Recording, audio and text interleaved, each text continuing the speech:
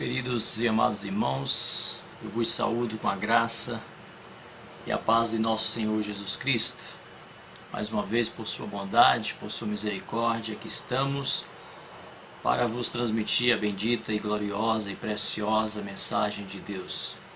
Esta palavra que é alimento para a nossa alma, esta palavra que nos faz tanto bem, não é verdade? E eu gostaria de compartilhar com os meus amados irmãos e amigos da palavra de Deus nesta noite um só versículo da Bíblia. Encontra-se no livro do profeta Daniel, capítulo 1, versículo 8, que diz o seguinte, a palavra de Deus: Mas Daniel propôs no coração não se contaminar com a porção do manjar do rei, nem com o vinho que ele bebia. Portanto pediu ao chefe dos eunucos que lhe concedesse não se contaminar. Queridos irmãos, Daniel fez um pedido que assustou o eunuco naquela ocasião. Pois uma vez que se quebrasse o decreto, a ordem do rei da Babilônia, tanto o eunuco quanto o servo Daniel estariam, claro, sujeitos e encaminhados para a morte, caso aquele pedido fosse concedido e as coisas não saíssem como se esperava. E aí nós conhecemos que houve todo aquele diálogo de Daniel com o eunuco, e Daniel achou graça aos olhos do eunuco. O eunuco viu em Daniel algo diferente, algo que ele nunca tinha visto antes, alguém recusar uma oferta daquela, alguém recusar uma proposta daquela, que era se alimentar dos manjares do rei. Era tudo que qualquer escravo, que qualquer um que tivesse ali naquela ocasião, desejaria ter a oportunidade, era poder comer do melhor da Babilônia. E o melhor da Babilônia era servido no palácio, era servido ao rei Nabucodonosor. E Daniel simplesmente faz esse pedido. Então aquilo foi algo muito inusitado. Mas nós sabemos muito bem que quem estava por trás era o Senhor nosso Deus. E Deus fez com que o Daniel achasse graça aos olhos do eunuco. Porque Deus sabia o servo que ele tinha. E Deus o tinha trazido ali juntamente com seus três colegas, Sadraque, Mesaque e Abednego, para cumprir ali o seu propósito. Que eles eram jovens fiéis, leais, enquanto estava lá em Judá. Mesmo assim, diante do cerco, diante do cativo, eles foram poupados da vida, mas não foram poupados de vir para a Babilônia. E com isso nós aprendemos, meus irmãos, que onde quer que os servos de Deus estejam, eles estão ali com um propósito e eles farão sempre a diferença.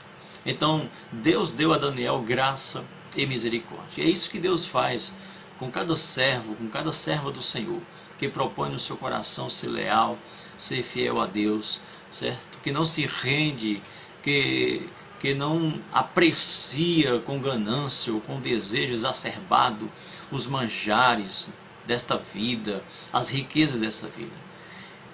Então o que não vai faltar, se você propor, é decidir no seu coração ser fiel a Deus. Ou seja, não vai faltar misericórdia, certo? Não vai faltar graça. Quando Davi diz, olha, o Senhor é meu pastor e nada me faltará. Ou seja, a convicção de Davi era que Deus jamais o faltaria, Deus jamais o abandonaria, ainda que ele enfrentasse o vale da sombra da morte, ainda que ele tivesse em situações das quais ele não pudesse se valer de ninguém, onde ele tivesse, onde ao abrir seus olhos ele não contemplaria nada senão trevas, Deus estaria ali com ele. Certo? Então a experiência do salmista é que as misericórdias do Senhor sempre os acompanharia, certo? E essa experiência, irmãos, ela deve ser vivida por cada um de nós. Então, não se contaminar com os manjares do mundo, ou seja, fazer a vontade de Deus, agradar ao Senhor, é o que vai nos dar encorajamento para enfrentar os dias maus.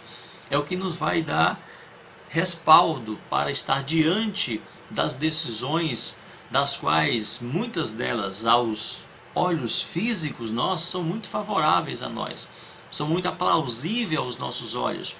E aí é onde entra a questão do conhecimento e prática da palavra de Deus, onde entra o nosso temor, o nosso zelo por aquilo que a Bíblia diz, pelos princípios, pelos valores que ela estabeleceu desde o início e perdurará até a eternidade.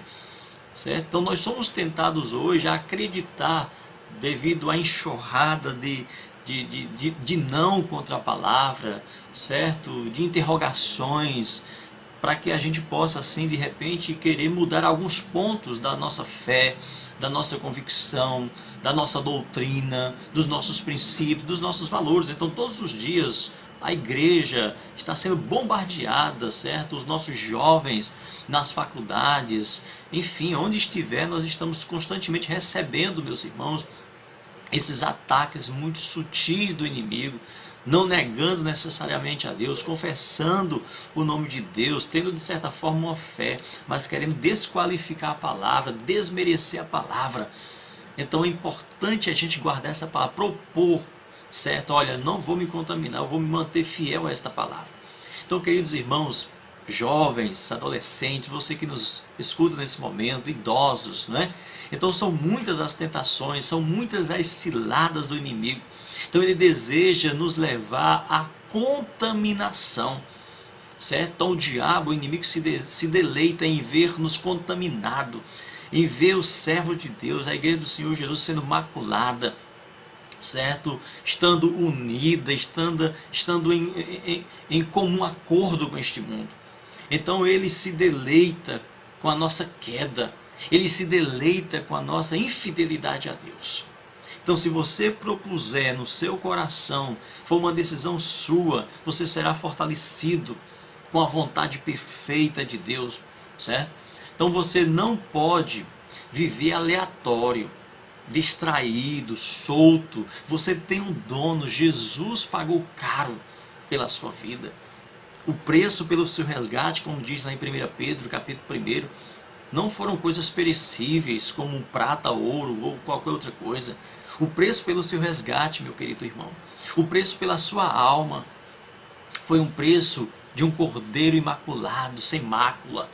Foi um preço de um sangue inocente de Jesus Cristo.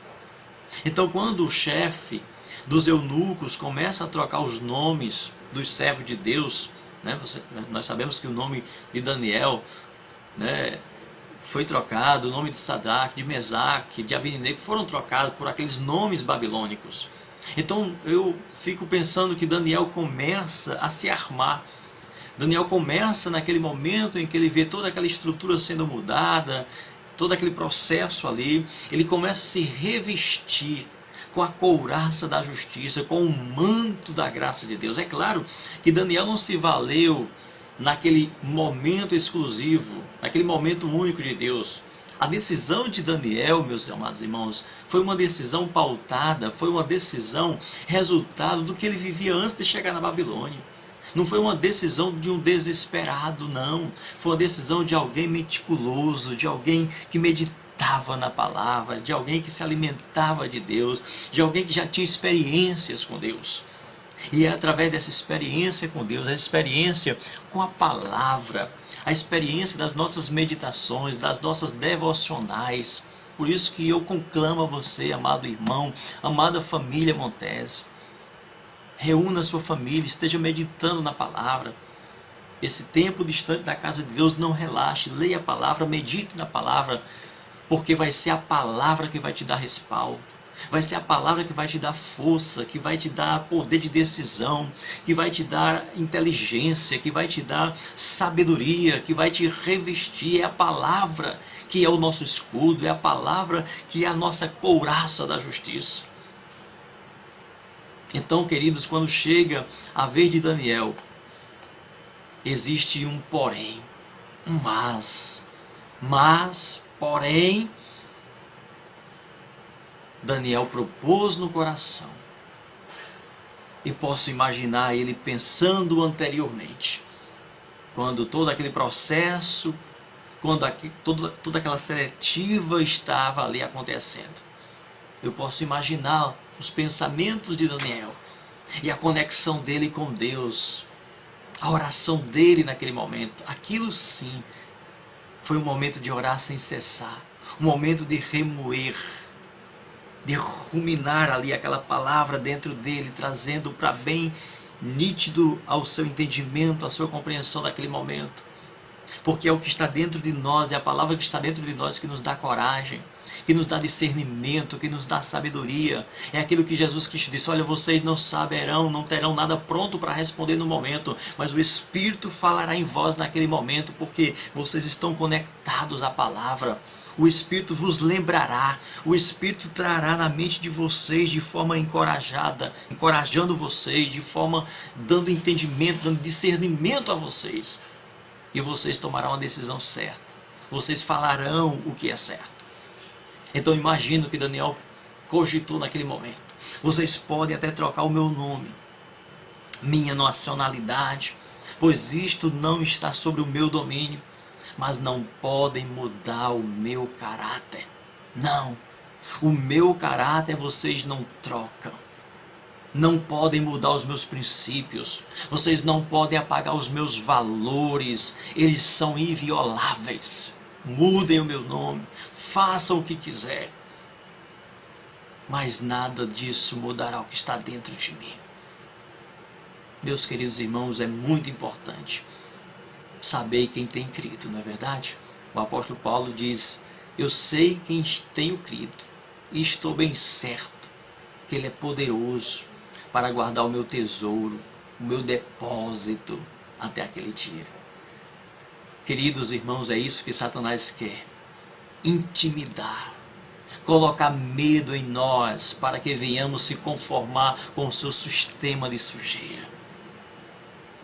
E a sua intimidação, a sua maneira de tentar nos desviar do foco, nos distrair do Senhor Jesus, não é oferecendo coisas que não são agradáveis, não é trazendo uma tentação que os seus olhos contemplam facilmente que aquilo vai dar errado, que aquilo vai ser ruim. O princípio da tentação é muito belo, é muito tentador realmente. Então primeiro ele oferece os seus manjares deliciosos, comida boa, roupa fina, festas, posição, amizade, aplausos, aceitação. Mas depois vem a cobrança. Então tudo que estava sendo oferecido ali para aqueles jovens era algo desejado por todos. Um escravo na condição de cativo tinha a sua alimentação muito resumida, muito curta, uma alimentação pobre em nutrientes.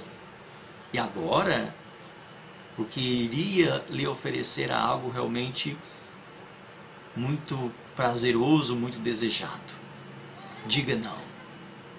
Não é fácil. Nós temos um Deus todo-poderoso que guerreia por nós. É isso que faz a diferença. Que nos dá graça diante de quem quer que seja, quando determinarmos em nosso coração não se contaminar com o mundo para manifestar a sua glória. E queridos irmãos, nós devemos estar preparados para dizer não a muitas tentações que tangem para esse momento do fim. Muitas oportunidades ou muitos impedimentos surgirão para nós, Igreja do Senhor Jesus, que em algum momento vão ser sugeridos pelo sistema aí que está se montando, ou que já está montado, que nós podemos ter livre acesso, que nós podemos aproveitar, usufruir de tudo, desde que... E aí vem a atitude dos fiéis.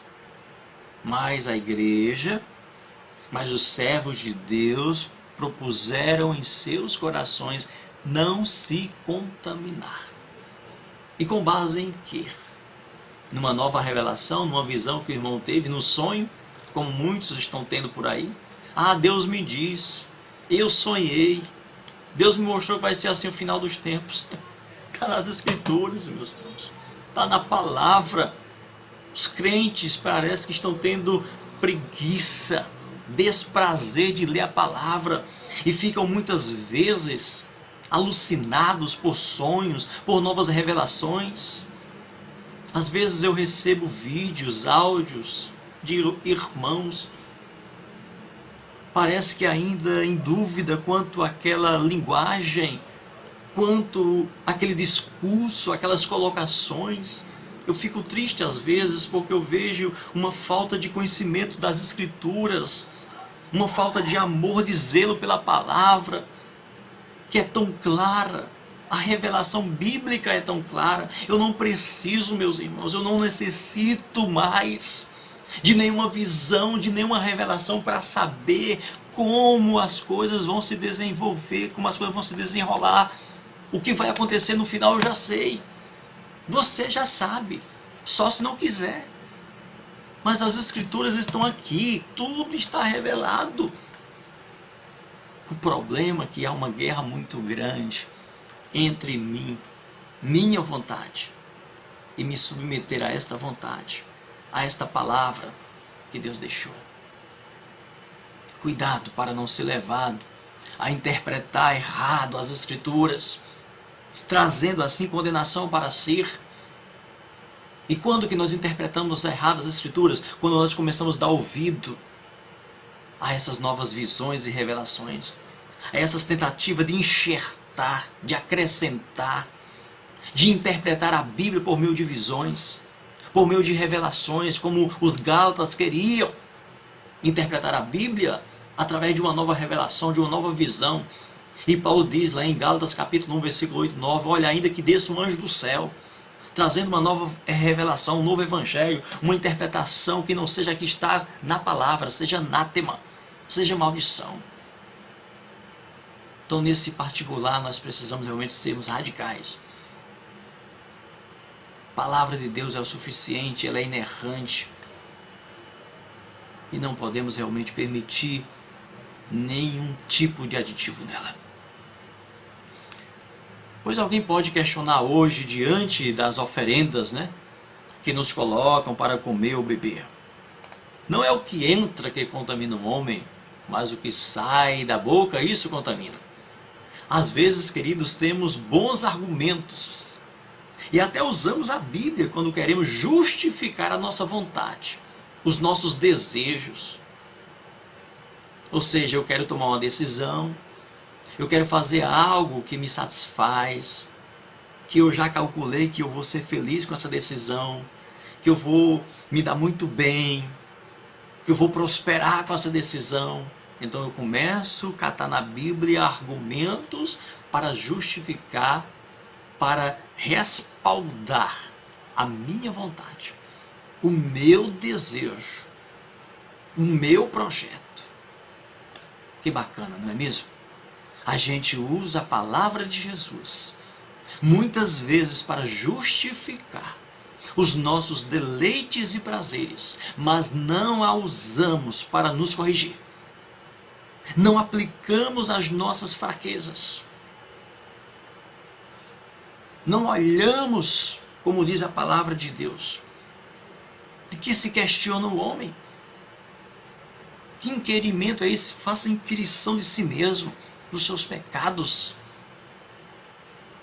Mas nós queremos, muitas vezes com os nossos projetos e sonhos, dar vazão ao nosso pecado. Só que para isso a gente encontra um argumento, um apoio, uma interpretação errônea, por interesse próprio. É verdade. Mas pastor, Jesus não disse que é o que sai, que contamina, não o que entra? É verdade. Por que eu estou dizendo isso? Porque Daniel disse, não vou comer esses manjares. Puxa, mas Daniel não vai se contaminar com esses manjares. O que importa é a tua fidelidade. O que entra não contamina, Daniel. O que contamina é o que sai. Muito cuidado sobre isso. Jesus realmente disse que o que sai contamina.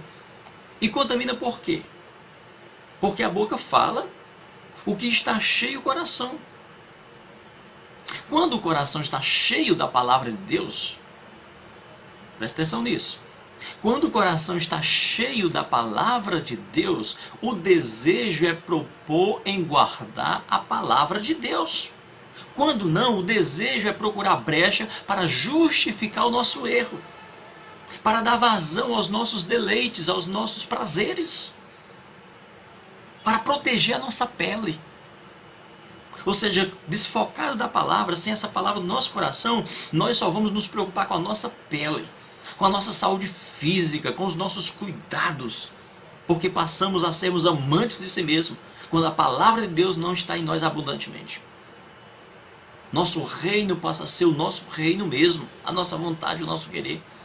Veja que o que Daniel propôs foi de encontro ao seu próprio instinto de defesa de si mesmo.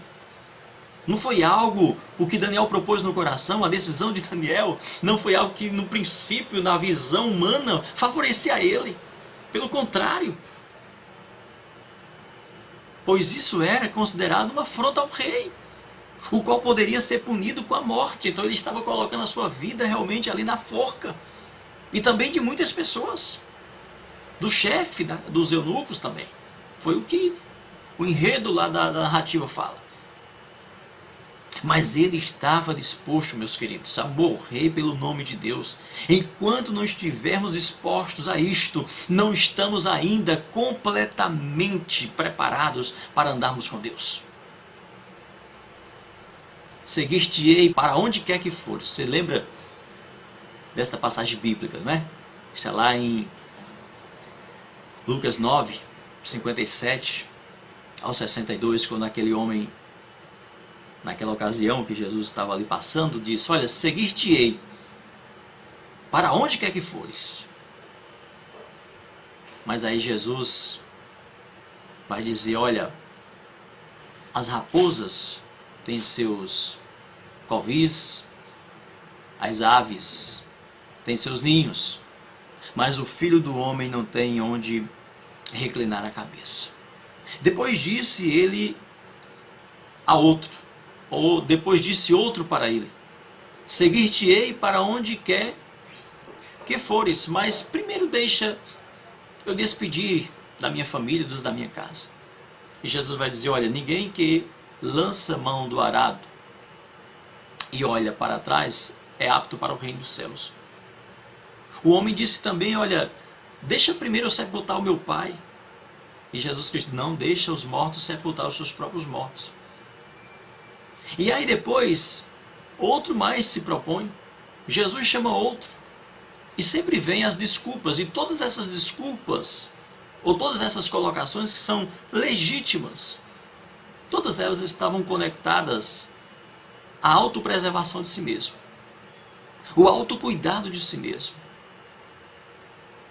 Querido, seguir Jesus Cristo, servir a Deus, não tem como fazer quando o propósito é salvar a nossa pele aqui enquanto humanos, carne que somos. Jesus é muito claro lá em Marcos capítulo 8, versículo 34 em diante. Chamando Jesus para si, a multidão e os seus discípulos disse: olha, se alguém quiser vir após mim, negue-se a si mesmo. Negue-se a si mesmo, ser fiel a Deus, seguir a Jesus Cristo. É uma questão de renúncia, de negar a si mesmo. Negue-se a si mesmo, tome a cada dia a sua cruz. Assuma a sua responsabilidade, assuma os seus problemas. Assuma a possibilidade de morrer pelo nome de Jesus. Assuma a possibilidade de ser humilhado, de ser rejeitado, de ser desprezado pelo meu nome. Tome cada dia a sua cruz e siga-me. Pois quem quiser preservar a sua vida, quem quiser salvar a sua própria vida, quem estiver me seguindo com aquele pensamento: eu vou seguir a Deus porque Ele vai me dar proteção, eu vou seguir a Jesus porque Ele vai me dar muitos anos de vida, eu vou seguir a Jesus porque Ele vai me dar saúde, porque Ele vai me dar prosperidade, porque Ele vai me proteger de toda peste, de toda praga, de toda situação desagradável que acontecer neste mundo. Todos vão ser feridos, todos vão sofrer, mas eu não vou sofrer. Vou seguir Jesus por conta disso, porque o anjo do Senhor acampa ao redor da minha casa, porque mal algum habitará minha tenda. Ou seja, aqueles que seguirem o que estiverem proposto no seu coração, seguir Jesus Cristo com essa intenção, eles vão se decepcionar. Eles vão negar Jesus um pouco mais à frente, porque eles vão ver que não é assim que as coisas acontecem, porque não é assim que está escrito. Negue-se a si mesmo, tome a cada dia a sua cruz e siga-me. Pois quem quiser salvar, preservar, guardar a sua vida, esse vai perder. E vai perder exatamente, queridos, porque na caminhada ele vai se perder. Na caminhada, essa pessoa que não segue Jesus conforme as Escrituras, conforme realmente uma visão correta, bíblica, racional e de fé, ele vai negar, porque ele não creu pela palavra. Ele não passou a ser seguidor de Jesus porque a palavra foi quem revelou, foi o Espírito, mas simplesmente porque ele viu na religião, porque ele viu nas propagandas enganosas dos falsos profetas, da religião, uma possibilidade de se dar bem, uma possibilidade de tripudiar sobre os outros, de ser favorecido de Deus. E Jesus Cristo disse que quem assim age vai perder a sua vida. Mas quem perder a sua vida, por amor de mim, do Evangelho, esse vai salvar. Esse vai ganhar. Então, isso é Bíblia. Isso é verdade. Então, meu irmão, coloque isso no seu coração. Nunca vale a pena pecar. Nunca é saudável desobedecer. Toda desobediência tem consequências e nem sempre sabemos quando ela vem e nem podemos calcular o seu peso. Mas se a decisão for em obedecer a Deus em detrimento do homem, faça isso. E Deus te dará graças diante de quem quer que seja. Se você tomar uma decisão que possibilite perder a cabeça, por amor a Deus, por zelo a Deus, por não se render ao sistema, pode ter certeza, você é um vencedor. Você venceu. Todo pecado tem um preço. E o preço do pecado tem morte pelo meio sempre. Proponha no seu coração ser fiel. Custe o que custar. Ah, pastor, é tão difícil. São tantas tentações. Talvez os jovens principalmente possam dizer isso, né? Pastor, é difícil demais ser jovem. É muitas tentações, é muitas provações. Todos nós já passamos por isso, irmãos. E as tentações não são diferentes não, tá bom? Você que é jovem, que é tentado, uma pessoa também de idade diferente da sua, casado, é tentado do mesmo jeito. O que faz a tentação ser forte é a sua fidelidade. E o que faz você vencer a tentação é a sua fidelidade. Tudo depende de como você está diante de Deus. Porque quem te dá força, quem te dá o escape, quem te dá a vitória, não é tua estratégia de defesa, não é tua estratégia de vencer o pecado, não há estratégia para vencer o pecado. Não há um programa a se aplicar para vencer o pecado. Se vence o pecado se rendendo a Jesus. Se vence o pecado se rendendo à palavra de Deus. Porque Deus promete escape para os que decidem no seu coração serem fiéis. Ser fiel até a morte e dar-te a coroa da vida. Então, a proposta de Deus é ser fiel até a morte. Pode acontecer de que pela sua fidelidade você tenha que enfrentar a morte por conta dela. Mas independente de você ser fiel ou não, você vai enfrentar a morte. Então é melhor enfrentar a morte sendo fiel a Deus, sendo leal a Deus, não negando a Deus. Meu irmão e minha irmã, você é um fator de risco. Você é alvo predileto do diabo. Porque você é de Deus. Seu nome está escrito no livro da vida. Mas você é forte. Guarde a palavra de Deus no seu coração. Quando João escrevia a igreja, ele chamava-os de jovem. E ele não estava tratando com jovens por conta da idade. E a explicação de João é simples, do porquê dele chamar alguns daquela igreja de jovem. Chama de pais, né, de meninos, depois chama de jovens também. 1 João capítulo 2, versículo 13, ele vai dizer: eu vos escrevi jovens porque sois fortes. Ou seja, ele não escreveu jovem porque ele estava direcionando a sua carta a um grupo seleto, específico de jovens. Eu vos escrevi jovens porque sois fortes. E a palavra de Deus está em vós e já vencestes o maligno. Então é pela palavra que nós somos fortes. E é pela palavra que nós vencemos o maligno. Não tem como vencer o maligno. Não tem como vencer o pecado pela nossa própria estratégia, pela nossa própria força, pela nossa própria robustez ou inteligência humana. A inteligência humana é o contrário. Ela vai realmente abraçar o pecado, porque é o que traz satisfação para a sua humanidade. O que os fez, ou o que os fizeram vencerem o maligno? A palavra de Deus que está nele. Quer vencer o maligno? Então ame a palavra. Salmo 119, versículo 11. Guardei a tua palavra no meu coração para não pecar contra ti. Então não há outra forma, não há mágica, não há segredo para vencer o pecado, para vencer o maligno, senão guardando a palavra de Deus, observando os seus preceitos, os seus princípios, os seus mandamentos no seu coração. Não há vitória real, meus irmãos, com o pecado intruso. É a palavra de Deus quem nos limpa. João 15, versículo 3, que nos santifica. João 17, 17, que nos encoraja. Isaías 41, versículo 10, que é lâmpada, que é luz para os nossos olhos, para o nosso caminho. Salmo 119, versículo 105, que é escudo, que é espada para a nossa defesa. Hebreus capítulo 4, versículo 12, e que é bálsamo, lenitivo para as nossas almas. Salmo 119, versículo 50. Propor no coração não é uma proposta nova, não é um novo mandamento, uma nova doutrina, é antes ser fiel ao que está escrito. Precisamos voltar, meus queridos irmãos, ao que está escrito, ao que diz as Escrituras, e o que está escrito é para o meu bem. O que está escrito na Bíblia é para a conservação, para a preservação da minha alma. Não seja controlado por outro manual que não seja a Bíblia. O que a Bíblia diz para mim em forma de mandamento.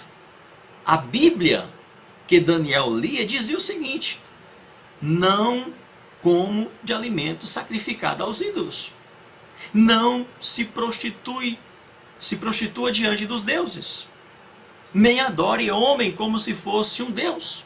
Não troque o seu Deus pela avareza, pela fama, pelos prazeres. Não se prostitua, não adultere, honre pai e mãe. Não fale mal do irmão. A Bíblia que Daniel lia, que ele meditava lá em Judá e quando chegou na Babilônia, tinha esses mandamentos, tinha esses ensinamentos. E ele guardou tudo isso no seu coração. Esta é a Bíblia que Daniel lia, que fez dele um jovem fiel e valente. Qual a Bíblia que você está lendo nesses dias? O que faz muitos jovens, muitos homens, muitas mulheres caírem em tentações e pecados? Será que estão lendo a Bíblia errada? Será que estão propondo no coração? Será que estão guardando a palavra de Deus verdadeiramente em seus corações? Ok. Vou propor então guardar esta palavra, mas não por aí. Mas não por acaso. Mas não para por aí a palavra. Eu coloquei a Bíblia que Daniel leu, ou que Daniel lia, e a que nós lemos hoje. Tem conceitos bíblicos, tem princípios. Existem outras coisas que parecem serem mais tentadoras, que contaminam, mas encontramos supostas brechas para darmos nosso jeitinho de até amenizar esta situação. Mas aí quando nós olhamos para as Escrituras, quando nós olhamos para a Bíblia, nós vamos perceber que isso não é bacana. Que isso, a Bíblia não concorda. E este é o perigo, queridos. É quando nós nos sentimos atraídos por algo. E não passamos esse algo que nós somos atraídos, esse desejo que nos vem à mente, não passamos pela peneira da Bíblia. Tudo na nossa vida tem que passar pela peneira, pelo crivo da Bíblia. E muitos amargam até hoje, na sua caminhada, o fato de não terem passado pelo crivo, pela peneira da Bíblia, as suas decisões. E passar pela peneira da Bíblia é ver o que a Bíblia diz. Julgo desigual. Quantas pessoas não sofrem hoje, não é? Por terem teimado, mesmo conhecendo as Escrituras, ou fizeram de conta, ou achavam que o tempo era outro, que eu poderia casar-me com um cônjuge que não fosse crente. E esta palavra para você hoje, ela não mudou. Você que é jovem, você que sonha ainda com casamento, ore a Deus, Deus vai te dar a pessoa certa.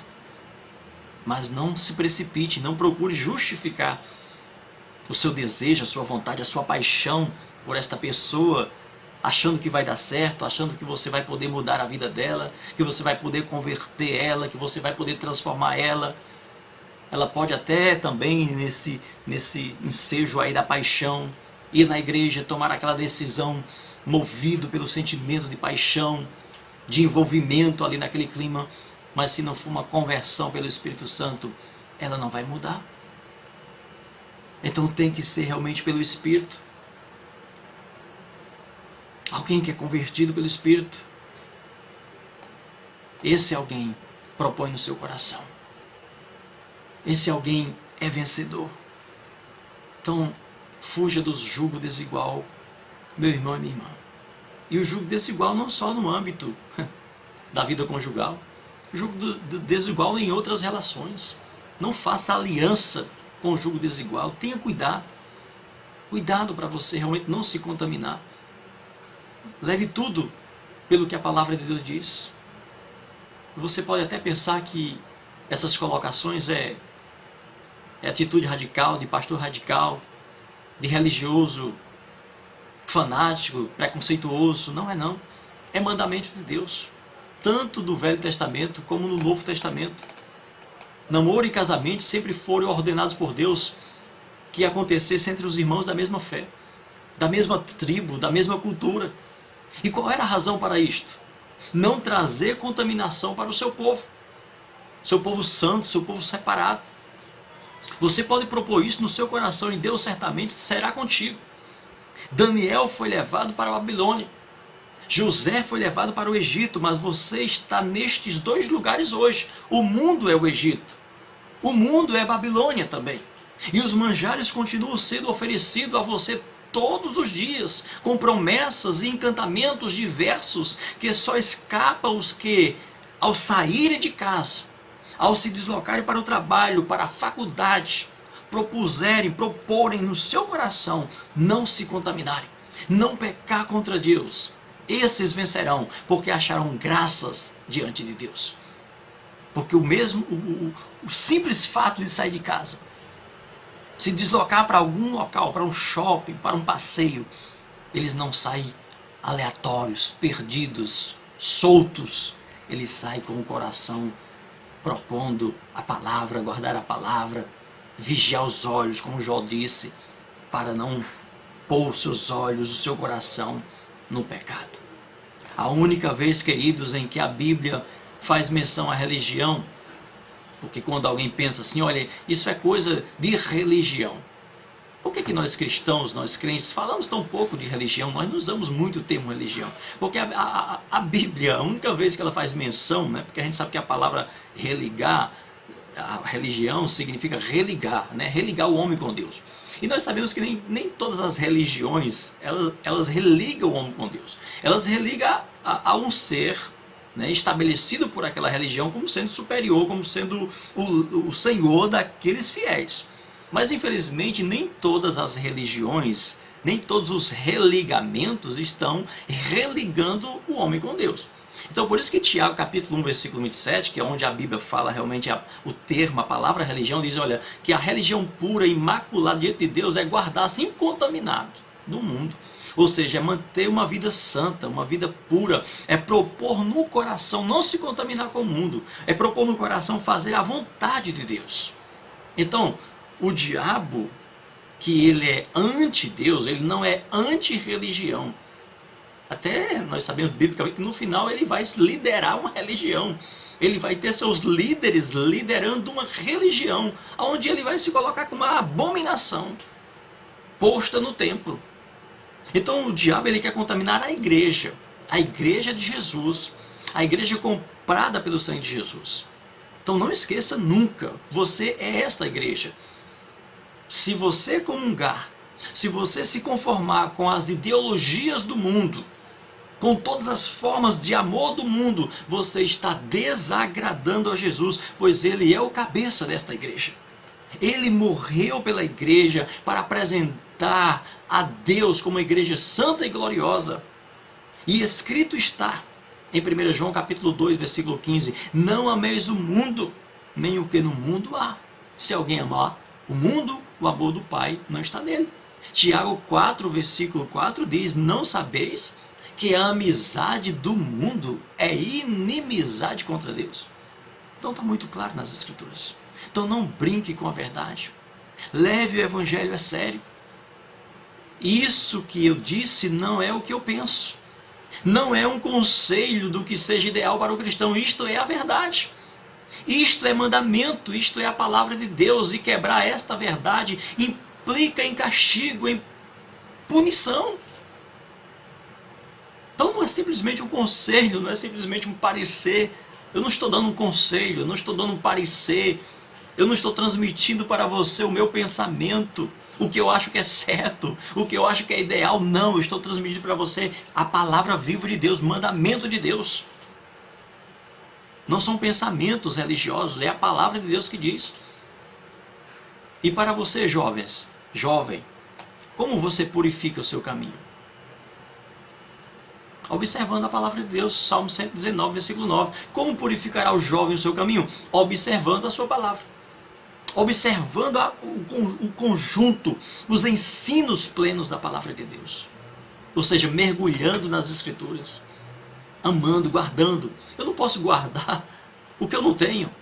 Eu não posso trazer para dentro de mim o que eu não consumir. Por que se diz que os olhos é a janela, é a porta de entrada para a vida? Porque o que os seus olhos estão vendo, eles vão acabar trazendo. Então eu tenho que consumir, eu tenho que olhar, eu tenho que observar essa palavra para trazer para dentro de mim. Eu tenho que me alimentar desta palavra.